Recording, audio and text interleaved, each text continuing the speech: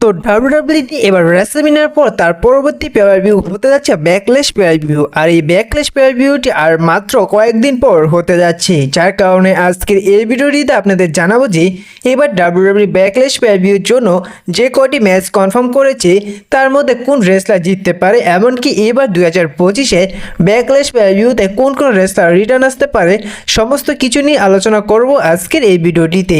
আর আজকে এই ভিডিওটি দেরিতে আসার জন্য আন্তরিকভাবে দুঃখিত। তো সর্বপ্রথম ম্যাচ নিয়ে আলোচনা করা যাক। সেই ম্যাচটি হচ্ছে লারা ভালকিরিয়ার সাথে বেকি লিঞ্চের মধ্যে একটি ওমেন্সের ইন্টারকন্টিনেন্টাল চ্যাম্পিয়নশিপের ম্যাচ। তো বর্তমানে আপনারা ভালো করে জানেন যে লারা ভালকিরিয়া এবং বেকি লিঞ্চের স্টোরি লাইন, যেভাবে বেকি লিঞ্চ তিনি হিল টার্ন করলো আর অপরদিকে বেকি লিঞ্চ তিনি ক্লিয়ার করে দিয়েছেন যে তিনি রেসলম্যানিয়া অ্যাক্টিভেশন নাইট 1-এর ব্যাক স্টেজে তিনি বেলিকে আক্রমণ করেছে। আর এইবার মানে আপনারা এও দেখেছেন যে এবার বেকি লিঞ্চের থেকেও লারা ভালকিরিয়াকে অনেক স্ট্রং দেখিয়েছে, যে রেসলারকে কোনো ম্যাচের তার আগে যে রেসলারকে স্ট্রং দেখায় তাকে অবশ্যই হারানো হয়, যার কারণে এবার ব্যাকল্যাশ পেয়ার-ভিউতে বেকি লিঞ্চ তিনি লারা ভালকিরিয়াকে হারিয়ে তিনি নতুন ইন্টারকন্টিনেন্টাল চ্যাম্পিয়ন হবেন। এখন কথা হচ্ছে যে এই ম্যাচটির মধ্যে কি বেলিকে দেখা যেতে পারে।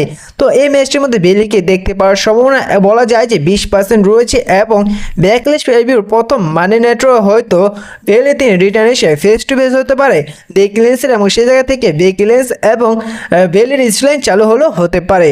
পরবর্তী ম্যাচ দেখা যাবে, সেই ম্যাচটি দেখা যাবে প্যান্টার সাথে ডমিনিক মিস্টেরিওর মধ্যে একটি ইন্টারকন্টিনেন্টাল চ্যাম্পিয়নশিপের ম্যাচ, আর এই ম্যাচটি কনফার্ম হয়েছে গত মানে নেট্রোয়ে। আর এই ম্যাচটির মধ্যে আপনারা অবশ্যই দেখবেন যে জাজমেন্টের মেম্বারগুলো অবশ্যই ডমিনিক মিস্টেরিওকে হেল্প করবে। আর যেহেতু অল্প কিছুদিন হয়েছে ডমিনিক মিস্টেরিও চ্যাম্পিয়ন হয়েছেন, যার কারণে এত তাড়াতাড়ি ডমিনিক মিস্টেরিও তার টাইটেলটি হারবে না, যার কারণে ডমিনিক মিস্টেরিও তার জাজমেন্টের মেম্বারগুলোর সাহায্য নিয়ে তিনি প্যান্টাকে হারিয়ে সাকসেসফুলভাবে তার টাইটেলটি রিটার্ন করে নেবে। পরবর্তী ম্যাচ দেখা যাবে, সেই ম্যাচটি দেখা যাবে গুন্থারের সাথে প্যাট ম্যাকেফির মধ্যে।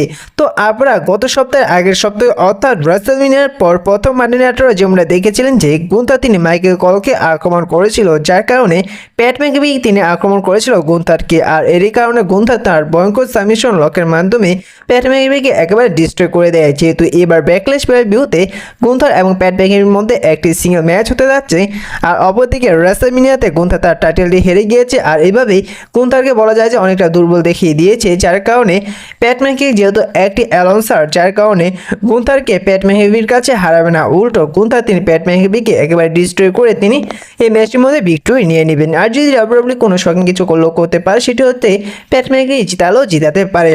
পরবর্তী ম্যাচ দেখা যাবে ইউএস টাইটেলের জন্য একটি ব্যাটল ফর এর ম্যাচ। সেই ম্যাচটি দেখা যাবে Jacob Hart versus LA Knight versus Drew McIntyre versus Damian প্রিস্টের মধ্যে। তো এই জায়গায় আমাকে একটি জিনিস খারাপ লাগছে, সেটি হচ্ছে ড্রু ম্যাকিন্টায়ারের মতো রেসলারকে ডাব্লিউডাব্লিউই বর্তমানে মিড কার্ড টাইটেলের জন্য ফাইট করাচ্ছে।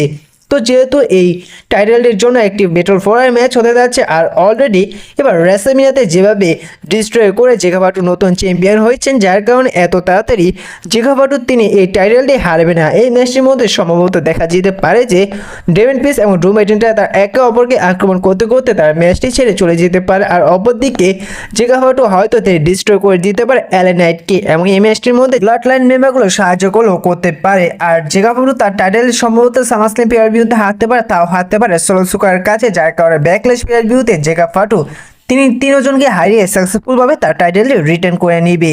আর যেহেতু এবার ব্যাকল্যাশ পেয়ার-ভিউর জন্য এখন থেকে ডাব্লিউডাব্লিউই 5টি ম্যাচ কনফার্ম করেছে, অনুমান করা যাচ্ছে ডাব্লিউডাব্লিউই হয়তো 6টি ম্যাচ নিয়ে ব্যাকল্যাশ পেয়ার-ভিউটি অনুষ্ঠিত করতে পারে। আরও একটি ম্যাচ কনফার্ম হতে পারে এবার ব্যাকল্যাশ পেয়ার-ভিউর জন্য এবার স্ম্যাকডাউনে ওমেন্সের একটি ব্যাটল ফর এর ম্যাচ ওমেন চ্যাম্পিয়নশিপের জন্য। সেই ম্যাচটি কনফার্ম হতে পারে এবার এই সপ্তাহের স্ম্যাকডাউনে, সেটি হচ্ছে যে টিফিনি টেডাস versus Nia Jax versus Jade কালির ভার্সেস নিয়মের মধ্যে। তো বর্তমানে আপনারা যেমন দেখছেন যে এই টাইটেলের পিছনে অলরেডি 3টি রেসলার পড়ে গিয়েছে, নায়া জ্যাক্স, নিয়মি এবং জেড কালির, এবং গত সপ্তাহের স্ম্যাকডাউনে যেমন দেখেছিলেন যে একটি ট্যাগ টিম ম্যাচ হয়েছিল, সেই ট্যাগ টিম ম্যাচটি হয়েছিল নিয়মি, নায়া জ্যাক্স ভার্সেস জেড কালি এবং টিফিনি টেডাসের মধ্যে। এই ম্যাচটি শেষ হয়ে গেলে দেখা যায় যে যেভাবে জেড কালির টাইটেলটি নিয়ে নিয়েছিল, অপরদিকে নিয়মি এসে টিফিনি টেডাস এবং জেড কালিকে আক্রমণ করে তিনি টাইটেলটি হ্যান্ডরাইজ করেছিল, যার কারণেই অনুমান করা যাচ্ছে যে এবার স্ম্যাকডাউনে ডাব্লিউডাব্লিউই হয়তো একটি ব্যাটল ফর এর ম্যাচ কনফার্ম করতে পারে এবার ব্যাকল্যাশ পেয়ার-ভিউর জন্য। আর এই ম্যাচটি কনফার্ম হতে পারে Nia Jax versus Naomi versus Tiffany টেডাস ভার্সেস জেড কালির মধ্যে। আর এই ম্যাচটি অনুষ্ঠিত হলে ব্যাকল্যাশ পেয়ার-ভিউতে অবশ্যই টিফিনি ট্রেডার্স নিয়ে তিনজনকে হারিয়ে সাকসেসফুল ভাবে তার টাইটেলটি রিটেন করে নেবে। যেহেতু রেসলমিনের মতন বড় পেয়ার ভিউতে টিফিনি ট্রেডার্স নিয়ে সালাশুরের মতন রেসলারকে হারিয়ে তার টাইটেলটি রিটেন করে নিয়েছে, যার কারণে এবার ব্যাকলেশ পেয়ার ভিউর মতন ছোট পেয়ার ভিউতে টিফিনি ট্রেডার্স তার টাইটেলটি হারবে না, বরং তার টাইটেলটি হারতে পারে সামারস্ল্যাম পেয়ার ভিউতে। পরবর্তী ম্যাচ দেখা যাবে ব্যাকলেশ পেয়ার ভিউর একেবারে মেইন ইভেন্টে। সেই ম্যাচটি দেখা যাবে 60 টাইমের থেকে শতবারের চ্যাম্পিয়ন হওয়া জন সিনার সাথে এবং লেজেন্ড কিলার র্যান্ডি অর্টনের সাথে। তো বলা যায় যে পুরো ব্যাকলেশ পেয়ার ভিউর মেইন ম্যাচ হতে যাচ্ছে জন সিনা এবং র্যান্ডি অর্টন। আর যেহেতু র্যান্ডি অর্টনের হোম টাউনে এবার ব্যাকলেশ পেয়ার ভিউটি হতে যাচ্ছে, যার কারণে ডাব্লিউডাব্লিউ জন সিনা এবং র্যান্ডি অর্টনের ম্যাচটি অনেক ইন্টারেস্টিং করবে। আর এদের ম্যাচটি যেহেতু লাস্ট টাইম হতে যাচ্ছে, বলা যায় যে এই ম্যাচটির মধ্যে বড় বড় কিছু দেখা গেল যেতে পারে। আর এই ম্যাচটির মধ্যে অনেকটি কনফার্ম রয়েছে যে ট্রাভিস স্কট এসে জন সিনাকে হেল্প করতে পারে, আর অপরদিকে র্যান্ডি অর্টনকে হেল্প করার জন্য আসতে পারেন কোডি রোডস। কারণ কোডি রোডস এবং র্যান্ডি অর্টনের সম্পর্ক ভালো রয়েছে, যার কারণে র্যান্ডি অর্টনকে সেভ করতে আসতে পারেন কোডি রোডস, যার কারণে বলা যায় যে এদের ম্যাচটি অনেক ইন্টারেস্টিং হতে চলেছে। এখন কথা হচ্ছে যে র্যান্ডি অর্টন কি জন সিনাকে হারিয়ে তিনি 15 বারের মতন চ্যাম্পিয়ন হতে পারবে? তো আমার যতটুকু মনে হয় যে এই জায়গায় জন সিনা তিনি যেভাবে হোক না কেন তিনি র্যান্ডি অর্টনকে হারিয়ে সাকসেসফুলভাবে তার টাইটেলটি রিটেন করে নিতে পারে। আর আরও একটি বিষয় আপনাদের বলি যে সেটি হচ্ছে এবার রক যেহেতু রেসলম্যানিয়াতে আসেনি, যার কারণে অনেকেই রককে ক্রিটিসাইজ করছে। এখন কথা হচ্ছে ব্যাকলেশ পেয়ার ভিউতে কি রককে দেখা যেতে পারে?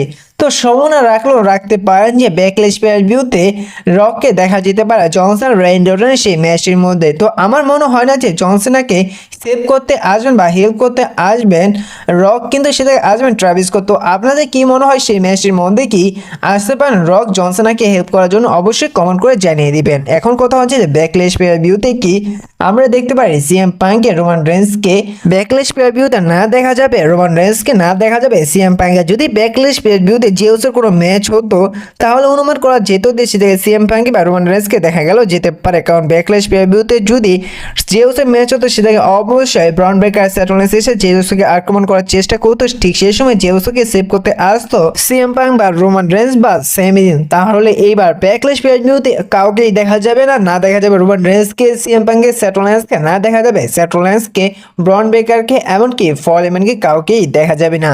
তো আজকে এই ভিডিওটা এই পর্যন্তই ছিল। আর এবার ব্যাকলেশ পেয়ার ভিউতে আপনাদের কি মনে হয় কোন রেসলার জিততে পারে অবশ্যই কমেন্ট করে জানিয়ে দিবেন। ভিডিওটি ভালো লাগলে অবশ্যই লাইক করে দিবেন। ছোট রেসলিং চ্যানেলে নতুন হয়ে থাকলে অবশ্যই চ্যানেলটি সাবস্ক্রাইব করে দিবেন। আর আজকে এই ভিডিওটি দেরিতে আসার জন্য আন্তরিকভাবে দুঃখিত।